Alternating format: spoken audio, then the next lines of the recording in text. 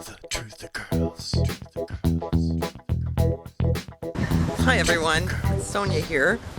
I'm up here at the Côte de Neige Cemetery. I'll tell you why I'm up here. It's because I had to take my car to the garage, and while the car is there, I have some time to pass, and so I thought I'd take a walk through the cemetery. It's actually really beautiful. I like to come up here. I kind of meant to come up here many times and didn't make it, so here I am, and I thought I'd bring you along with me. Yeah, it's quite beautiful, and the monuments are pretty cool, some of them, especially the ones with pictures. I'll tell you another thing though. My father's buried here somewhere, and I don't even know where, which I know it sounds weird, but it's because he gave his body to medical research, like his whole body. Like, he didn't want a funeral or anything. So, yeah, he gave his body to medical research, as in he donated it to the university so that the students could use him as like a cadaver that they use for their medical studies. Which, you know, it's an honorable thing of him to do. How's that? Is that, ooh, it's bright. It was an honorable thing. I mean, somebody's got to do it, or who are they going to work on? You know, how are they going to learn? Also, I think it's because, you know, to be honest with you, then you don't have to pay for any funeral or anything. Didn't want to spend any money on a funeral. Just because he said, you know, what's the point? I'm dead. I don't care what you do with me. It's true, that's how he felt about it. Like, what's the point of having a funeral? I'll tell you what the point is. The point is for the people you leave behind, like myself, it would have been kind of nice. I mean, they did have a memorial eventually. Oh, sorry, there's pollen. They did have a memorial down the road, but what's disconcerting to me is I don't know where he's buried. I mean, I know he's cremated and he's up here somewhere, but I don't know where he is. He's been gone for, what, 9 years? Almost 9 years.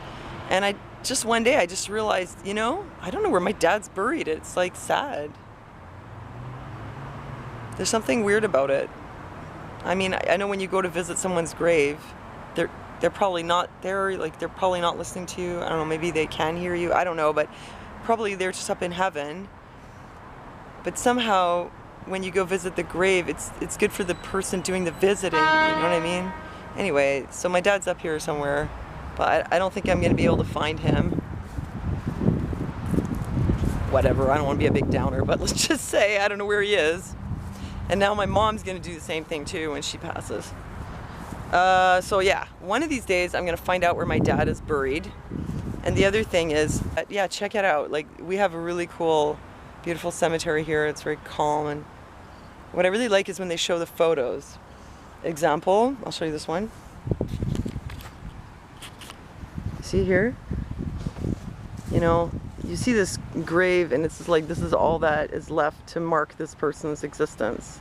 And obviously they were loved enough and they had means enough that somebody made them a stone. But what I find really touching is that they put their photo so that when you see this, you can see that person. It's like almost like you can kind of connect with them in a way, even though they're not here anymore. But it's like, even if you don't know them, you can remember them. So I'm in favor of putting pictures. I think it's a really great way to memorialize the person. I find it really touching too when you see this. You see lots of flowers here, you know, when you see that the grave is well kept. You know, it shows you how much this person was loved. I mean, if someone is a real bastard their whole life and goes around hurting people and all that, I'm pretty sure they're not going to have this when they die. So when you see that, to me, it kind of tells me, like, this was a person who probably brought a lot to the world, you know, probably gave a lot. And that's why they're so loved, and that's why somebody's doing this for them now, you know? That this person had something to really offer, and that he was very loved and missed, you know? Because people who just don't have anything to give and leave destruction in their wake, when they're gone, people just want to forget about them. They don't come and visit. So I love cemeteries because there's so much you can see, like, historically. You can know when they lived, when they died. Sometimes there's some phrases that tell you something about their lives. And then, of course, like the flowers, there's something about, you know, their culture and how much they're missed and what they meant to other people. I know Jesus said, let the dead bury the dead. You know, like, what does that mean? Just forget about it? I'm not really sure. I think he meant something like, we've got more important things to do than go deal with a funeral. But realistically, like, you have people that, you know, you have in your life, and then they're gone before you, and you just, you know, you wait to be reunited again. I get emotional when I come here. Like, I just find it really touching. Like, what can you do, you know? You put a memorial, and there's one here that really, I really felt for the family. I hope you guys don't think this is too weird. Sonia making videos in the cemetery. There's a stone here, okay? This one, like, when I saw it, it really affected me. It's from the Veronese family. It's a bit overgrown now, okay? But you see it says Veronese? Well, there are 2 sons buried here. Saint Giuseppe, pray for us. There are 2 of them buried here, you see? They were young when they died. And this one, like, it looks like he had a really hard life, let's say. Like, he looks like he's wearing an institutional smock. And this one, I don't know. But they were both really young. I mean, that's heavy, you know what I'm saying? What else can you say? Like, I hope they rest in peace up in heaven. Let's see what else. What? There's a hole in the ground. Oh, you know what it is? There's a little gopher down there. Oh great, the gopher like digs down into the grave. But check out the nice memorials here. The grandfather buried in 2003 and still, look at that. So loved, not forgotten. And my mother, she doesn't want to be buried. She doesn't want them. Well, let me give her a stone. It's weird, I tell you, when you don't know where your father is buried and you can't even like just visit. Because if he did have a grave, I would put flowers on it. But he doesn't have it. You know, people just like, oh, it doesn't matter when I die, it doesn't matter. It does matter to the people who you leave behind. It's weird, you know, for us. It's weird to like not know where to, it's just weird to not be able to do things like that, you know. If you have people in your life who love you, and you're thinking of just not even having a grave or whatever, and just like, oh, I'm gone, just forget about me, like, it's not realistic. Like, it hurts the people who you leave behind. I wish I could visit his grave sometimes. He's been gone so many years. Well, I didn't plan for this video to be like this. I don't know if I'll post it. Plus, I want to do shout outs, but I can never remember people's name off the top of my head. Sorry. Maybe I'll fit some in. Sorry, what a downer. I'm trying to stay positive here. But anyway. I'll show you more of the cemetery. But it's the truth, though. Like, I wish I knew where he was, you know. And now my mom, she's going to do the same thing. It's like you feel like you just sort of left hanging. Okay, enough. Here, check this out. It's actually like a really big cemetery. I hope they don't mind. Like, I hope the dead, I don't know what they're doing up in heaven. I hope they don't mind if I come and show their graves and talk about it a bit. Just to remember them, you know. Just to memorialize. Oh, here's one. Oh yeah, that's cool too when they show the, ooh, 1886. They show the photos, but it's like, it's from when the people were young, so you remember them that way. And sometimes they show them when they're old.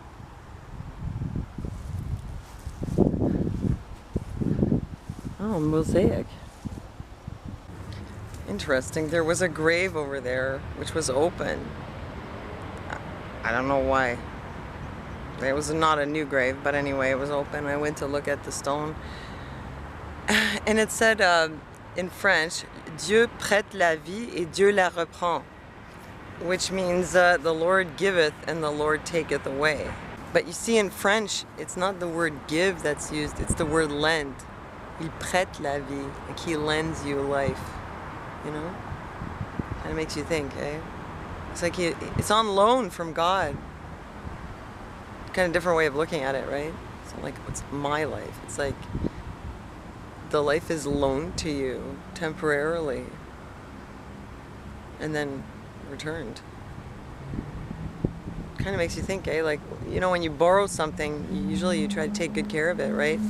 Because it's on loan. So, I mean, if your life is on loan from God, it makes me think you should take care of it like anything else that you borrow. Take care of it, you know, gratefully and carefully, and make good use of it, you know? Make good use of your time while it's on loan to you. I look at all the graves there and I think, you know, okay, these people are at rest now. I wonder what they did with their lives, and I wonder what were the things that they, at the end, they felt like, you know, that was really worth it. And what were the things that they felt like, why did I bother? And I think about this quite a bit, and I conclude that investing your time in other people and in relationships is up there on the top priorities, and in God, and listening to God and trying to serve God and letting Him lead you. But often you'll find that He's going to lead you to do things that are helping other people. Like, we're in this together, we're giving to each other, giving and receiving, you know? It's not, if you find that whatever you're doing with your life, it's isolating you, it's blocking you off. I mean, look, unless you're a monk or something, chances are that God could do something else with you, with that life that He lent you, rather than, you know, get holed up somewhere, isolated, blocked off, and not giving and receiving. I mean, I don't have the answers. I don't know. I'm no philosopher either. But I just get this feeling that we really need to always work together. We need to just keep making it a better place. We need to show more love. I mean, hey, I didn't invent that. The Bible said that. To love one another. So you don't love one another when you're isolated, physically or in your own head. You know, you need to get out of your own head and love other people. You know what I'm saying? See, this, hanging around the cemetery kind of brings that out. Philosopher.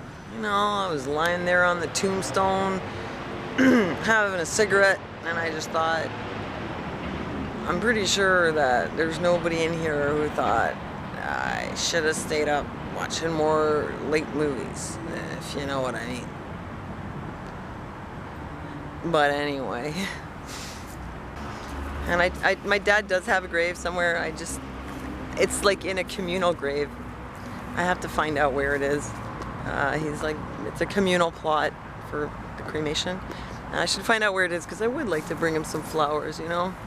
I'll tell you, my father wasn't a Christian, but I hope that he gets to go to heaven anyway. My mother, thank God, did receive Christ. Like, she was a Christian when she was younger, but she was like born again lately, like recently, like almost in her 80s. Thank God. I kind of have the feeling that my father is like hovering around waiting for my mom. I don't know, you'd say, how do you know that, Sonia? Well, I don't know, but I just have this feeling. So I kind of think if I go and bring him flowers, he might be hanging around. This is what I think. And that's it. I hope you enjoyed the tour. And so, yeah, thanks for watching, and God bless, and I'll see you next time.